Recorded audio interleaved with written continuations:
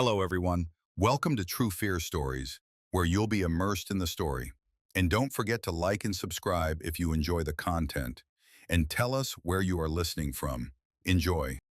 The air in the house was wrong thick, like breathing through wet cloth, and every creak of the floorboards felt like a warning whispered in my ear. I should have listened. My name is Ethan, and this is the story of the worst decision I ever made. It started last summer when my friends and I were looking for something to break the monotony of our small town lives. We were recent high school graduates, restless and reckless, chasing thrills to fill the void before college. Our town, Harrow, was a sleepy place in upstate New York, surrounded by dense woods and dotted with forgotten relics of its industrial past. One of those relics was the old Carver House, a crumbling Victorian mansion on the edge of town, abandoned for decades and shrouded in rumors. The stories about the Carver House were the kind every small town has: ghostly lights in the windows, whispers of a family that vanished, the usual campfire fare. Kids dared each other to sneak onto the property, but no one ever went inside. Not really. The house had a reputation, a weight to it that made even the boldest hesitate.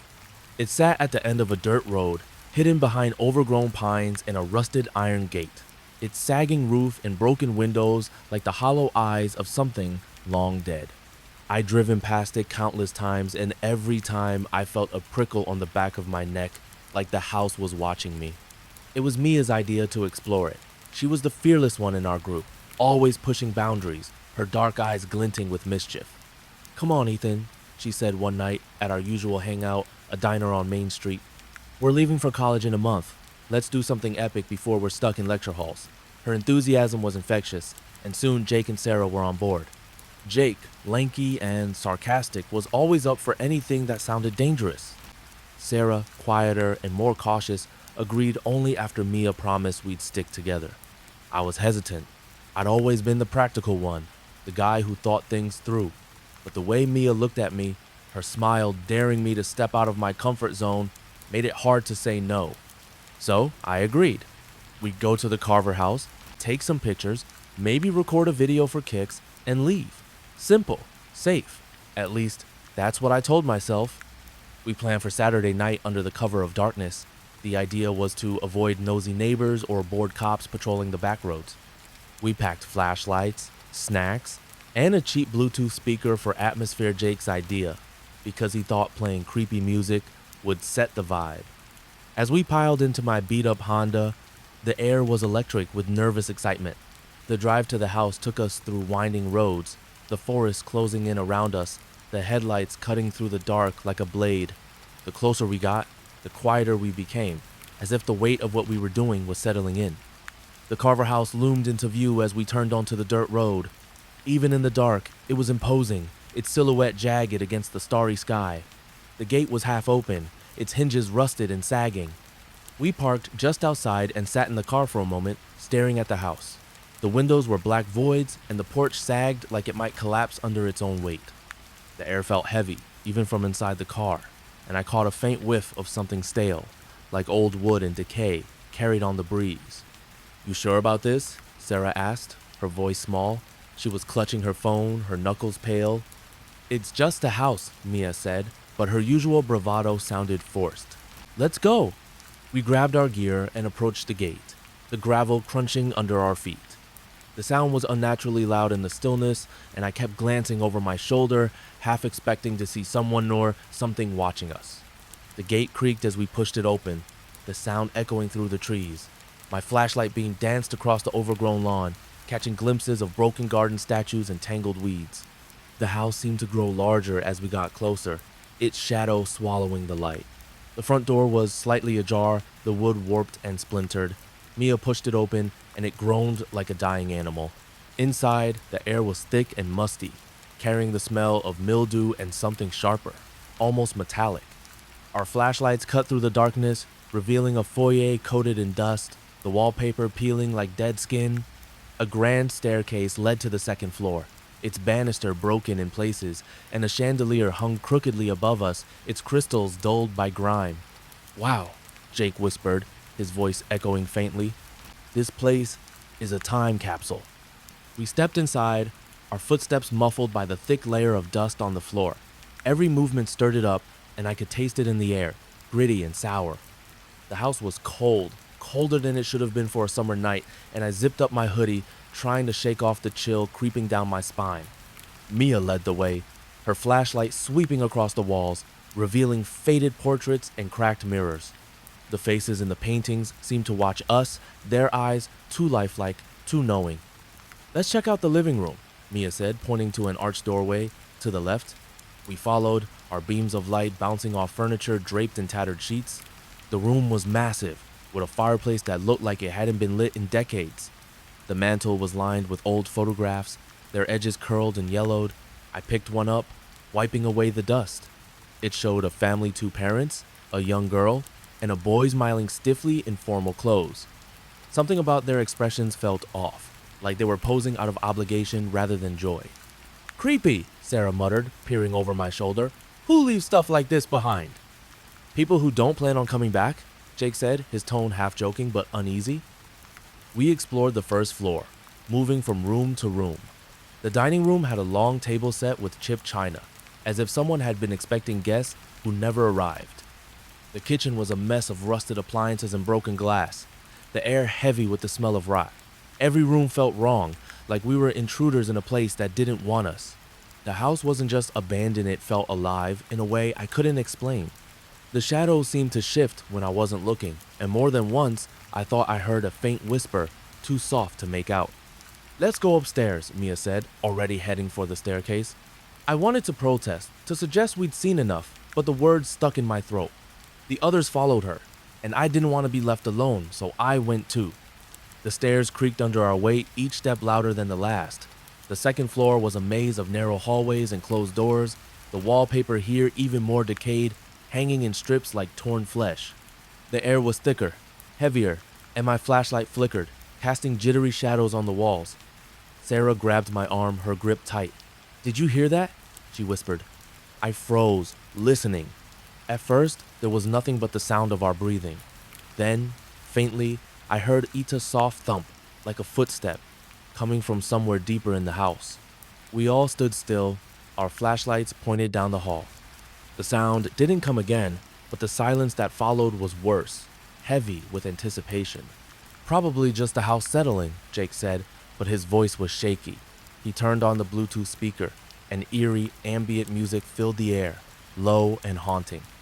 It was supposed to be a joke, but it only made the atmosphere more oppressive. We kept moving, checking rooms one by one. Most were empty, their furniture long gone, leaving only stains on the floor where beds or dressers had once stood. But one room stopped us cold. It was a child's bedroom, the walls painted a faded pink, with a small bed in the corner. Toys were scattered across the floor dolls with missing eyes, a wooden train set, a music box that looked like it hadn't been touched in years. The air in here was colder than the rest of the house, and my breath fogged in front of me.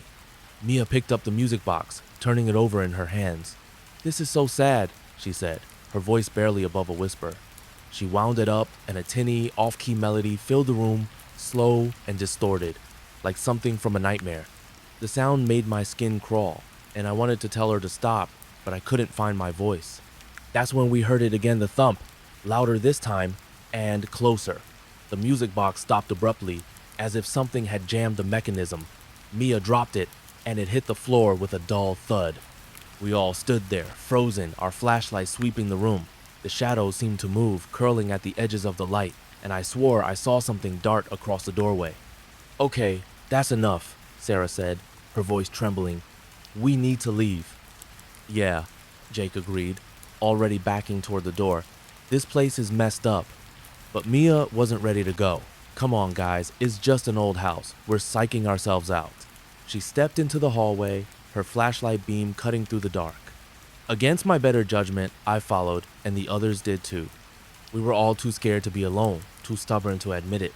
The thumping continued, sporadic but unmistakable, leading us deeper into the house.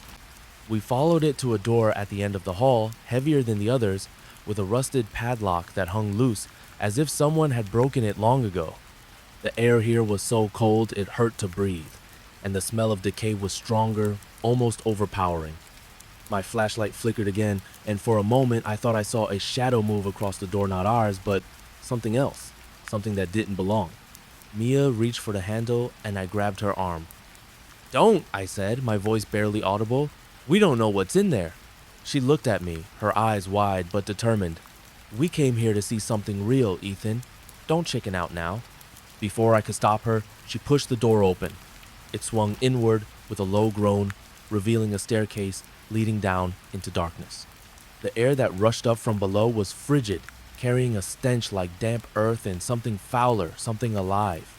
My stomach churned, and every instinct screamed at me to run. But Mia was already descending the stairs, her flashlight beam bouncing off the stone walls. We followed her, because what else could we do? The staircase was narrow, the steps uneven, and slick with moisture. The walls were rough, almost cave-like, and the deeper we went, the colder it got. My breath came in short, sharp gasps, and I could see it clouding in the air. The thumping had stopped, but the silence was worse, pressing against my eardrums like a physical weight. At the bottom of the stairs was a single room, its walls lined with shelves that held jars, dozens of them, filled with dark, murky liquid. Some were cracked, their contents leaking onto the shelves, staining the wood black. In the center of the room was a wooden table, its surface scarred and stained, with a single chair pushed against it. The air was so thick I could barely breathe, and the smell was unbearable, a mix of rot and something chemical, like formaldehyde. "What the hell is this place?" Jake whispered, his voice barely audible. Sarah was shaking, her flashlight trembling in her hand. "We need to go, now." But Mia was staring at the shelves, her flashlight illuminating one of the jars. Inside, suspended in the murky liquid, was something small and pale, its shape indistinct but horribly familiar. I stepped closer, my heart pounding, and realized what it was: a tiny hand, its fingers curled as if reaching for something. My stomach lurched, and I stumbled back, my flashlight clattering to the floor. That's when we heard a low, guttural sound, like a moan but deeper, more animalistic. It came from the shadows in the corner of the room, where the light didn't reach. We all froze, our flashlights swinging toward the sound. The shadows seemed to writhe, and for a moment I thought I saw something move a shape, tall and thin, its edges blurred like smoke. "Run," I said, my voice breaking. No one argued. We bolted for the stairs, our footsteps echoing in the confined space. The moan followed us, growing louder, more desperate, as if whatever was down there was waking up. We reached the top of the stairs and slammed the door shut, but the sound didn't stop. It was everywhere now, vibrating through the walls, the floor, the air itself. We ran through the house, our flashlights bouncing wildly, the shadows twisting around us. The portraits on the walls seemed to leer, their eyes glinting in the light. The air grew colder, heavier, and I could hear my own heartbeat, loud and frantic. We burst through the front door and didn't stop until we reached the car, piling in and peeling out onto the dirt road. The house loomed in the rearview mirror, its windows like eyes, watching us as we fled. We didn't talk about what happened, not really. We told ourselves it was just our imaginations, that the house was old and creepy, and we let it get to us. But I couldn't shake the feeling that we disturbed something that wasn't supposed to be found. For weeks after, I had nightmares, dark, suffocating dreams of being trapped in that basement, the moan echoing around me, the jars glowing in the dark. I looked up the history of the Carver house when I got home, desperate for answers. The records were sparse, but I found an old newspaper article from the 1940s. The Carver family parents, a daughter, and a son had lived there until they disappeared without a trace. The official story was that they'd moved away, but the article hinted at something darker, something the town didn't want to talk about. There were rumors of strange experiments, of things done in secret, but no proof, no answers. I haven't been back to the Carver house, and neither have my friends. We don't talk about it, not even with each other. But sometimes, late at night, when the house is quiet and I'm alone, I hear that moan again, faint but unmistakable, like it's calling me back. And I know deep down that whatever we found in that basement isn't done with us.